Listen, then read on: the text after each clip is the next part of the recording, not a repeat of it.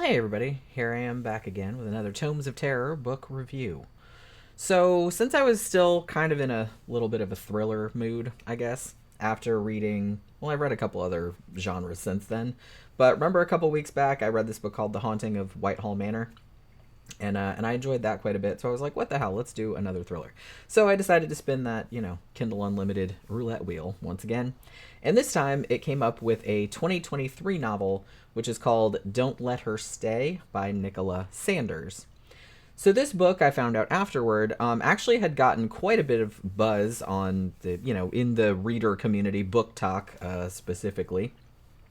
And it also got nominated for a Goodreads Choice Award for Best Mystery and Thriller. So, this seemed like it would be a pretty solid pick.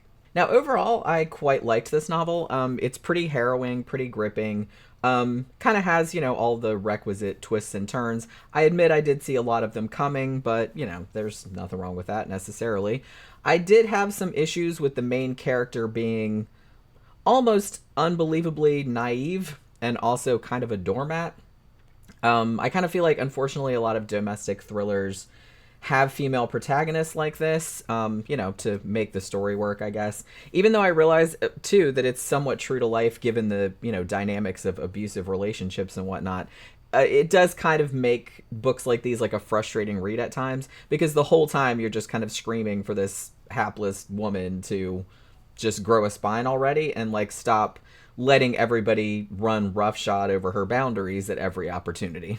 So the protagonist of Don't Let Her Stay is named Joanne. She's in her early 30s. I think they say she's 33 or somewhere around there. And she actually used to work as an estate agent, or a real estate agent, as we would say in the US. This is actually British books set in the UK.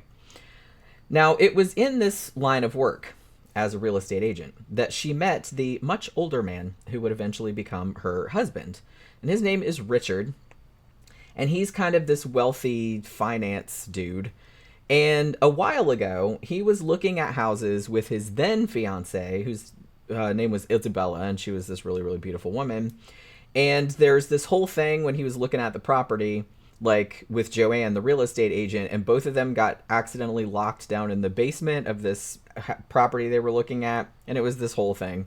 And so to make a long story short, Isabella, his then fiance, ended up leaving him for whatever reason. Richard later called Joanne up for a date, and then they have this whirlwind romance, and then they got married. They also recently had a baby named Evie, who I think is 7 or 8 months old at the start of the story. So Richard has bought this massive house for his family that's kind of out in the country. And Joanne has quit work to kind of become a stay-at-home mom. And she's sort of convinced herself that, I now have the life I've always wanted, right? Now, there's this girl named Roxanne who lives in the village, and she comes to the house, a few times a week to clean. And then your standard issue hot gardener named Simon, who takes care of the grounds. He doesn't play hugely into the plot, but it's in there a little bit.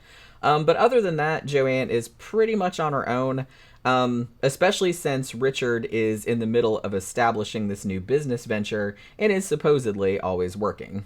So Joanne is a little bit bored, as you might imagine. And she's also fairly insecure about herself, particularly because she feels like she doesn't look her best. I mean, she just had a baby 8 months ago, and, she hasn't got rid of all the weight yet. And she's taking care of this baby all day, every day. She's always at baby spit up all over her clothes and stuff like that, and always wearing, comfy sweats. So she just feels like she doesn't really look all that good. She's insecure about it, understandably. So she gets up this idea to call her colleagues from her old job and offer to work from home for them for a couple of days a week just to have something to do. And so they always really liked her. She was good at what she did, so they all agree to this plan. Now, when she tells her husband, Richard, that she's going to be working from home part-time, he doesn't seem offended exactly, but you can tell he doesn't really like it. So yeah, about Richard. Even though he makes this big show of telling Joanne that he only wants her to be happy, he just wants what she wants, he is very, very clearly, from the jump, a gaslighting shit whistle. And he has a tendency to, flip out, a lot, when things don't go his way. He's not physically abusive, but he often belittles his wife, like low-key kind of makes fun of her or kind of downplays her concerns or her needs or whatever. And every now and then when she tells him something that he really doesn't want to hear, he flies into this huge rage that he later has to apologize for. Now, every single person reading this book will be painfully aware that Richard sucks. But Joanne just doesn't seem to see it. And she just makes excuses for him at every turn and minimizes his actions toward her. Now, again, this is accurate to how a lot of victims of domestic abuse behave. And like I said, it's understandable. But when you're reading about it, and Joanne is just in there just blithely talking about how awesome her husband is when he very obviously is not awesome, it just kind of makes you want to shake her. I think I brought up a similar point when I was talking about another recent domestic thriller that I read, which was called The Warning by A.J. Wills. And the protagonist of that, who I think her name was Megan, she was similarly very frustrating and like very clueless when it came to like how terrible her husband was. So anyway, Richard has a 20-year-old daughter named Chloe from a previous marriage to a woman named Diane. Now, Diane died really tragically when Chloe was only 11. Chloe was there and saw the whole thing, and the girl had some problems during her teenage years because of it, again, understandably.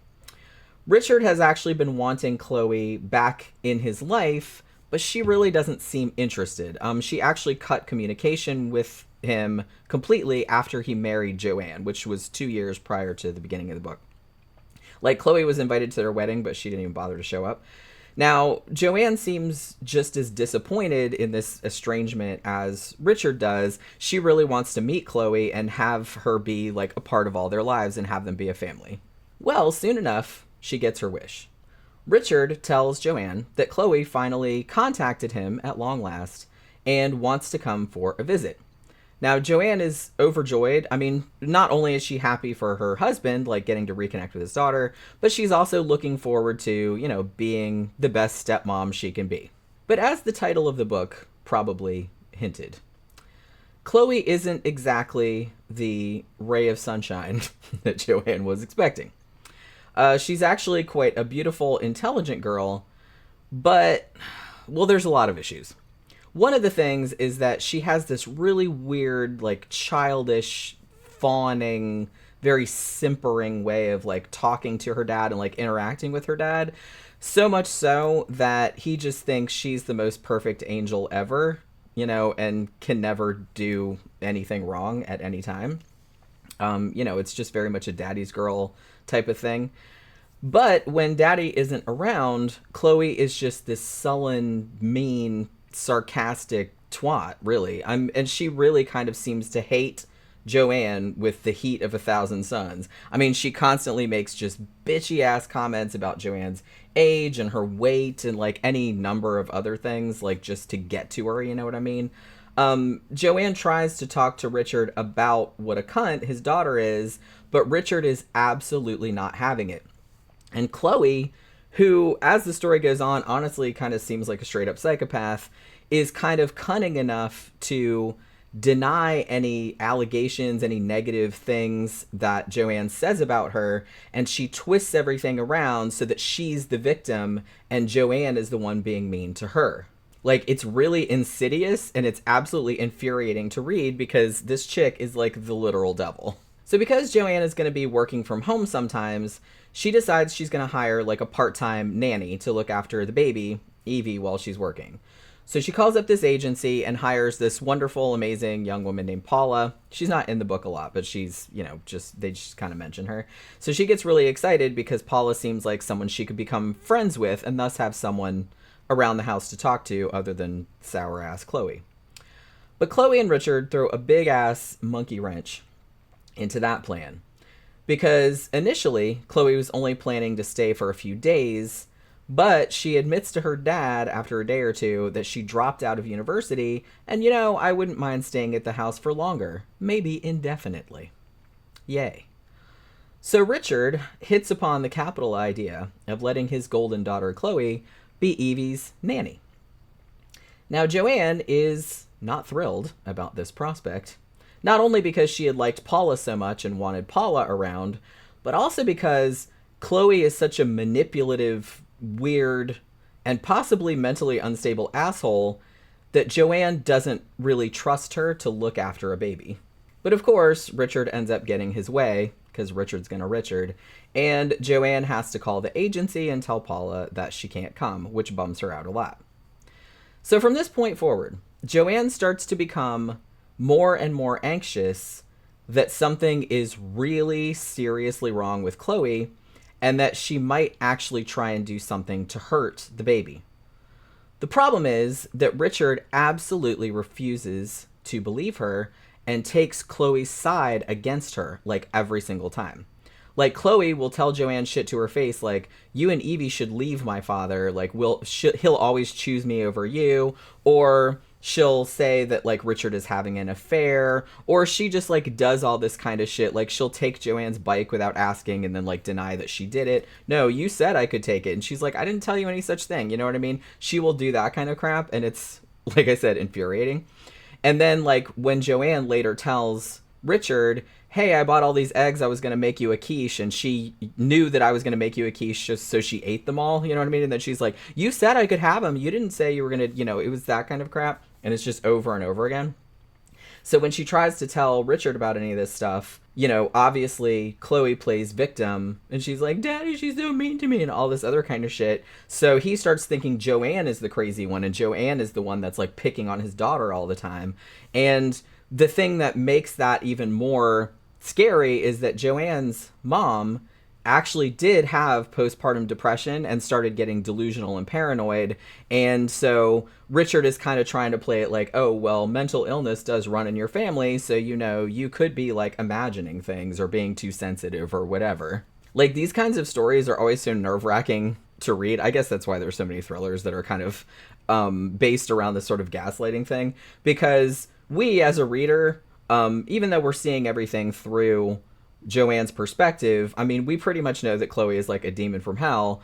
And I mean, but the way that she's able to just twist everything around so that she's always the aggrieved party and Joanne is always the aggressor, even though that doesn't seem like that's the case, it just, like, made me want to scream. It was, like, making my skin crawl, like, the whole time. But I will also note that because of Joanne having a history of mental illness in her family, that there is a very real possibility that Joanne is simply being, like, overprotective of her baby or not perceiving things correctly, because a few things that she thinks are one way are not that way. So that actually ends up adding a lot more suspense, like, to the story. Now, because this is a thriller with all of the plot twists that entails, there are kind of several scenarios thrown around, and the book actually plays with the reader's perceptions about what's going on as well. So in the end, I kind of feel like you're getting as paranoid and unsure of yourself as perhaps Joanne is.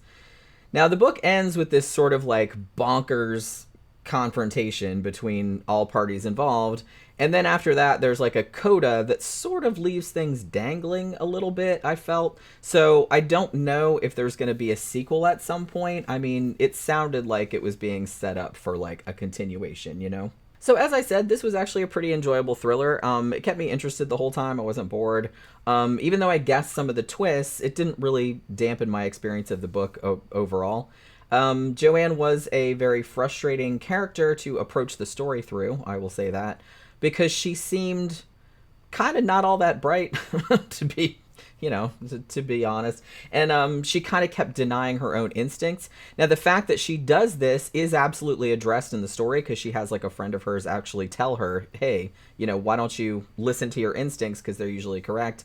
But I mean, I still kind of wanted to smack her, like, on multiple occasions as the story went on. And, you know, and the character of Chloe is also, like, excruciating to read about, but I mean, she's supposed to be. I mean, damn, I wanted to reach through the page and throttle that bitch, and then use her corpse to beat Richard to death, because he was also a fuckstick, as I mentioned earlier. Now, whether you would read this or not, I will note that the reviews, I kind of took a look on Goodreads and Amazon and stuff, because I was interested to see, like, what the reviews were like after I read it. And the reviews for this book are all over the place. A lot of people loved it, 4 or 5 stars, you know, gushing and everything.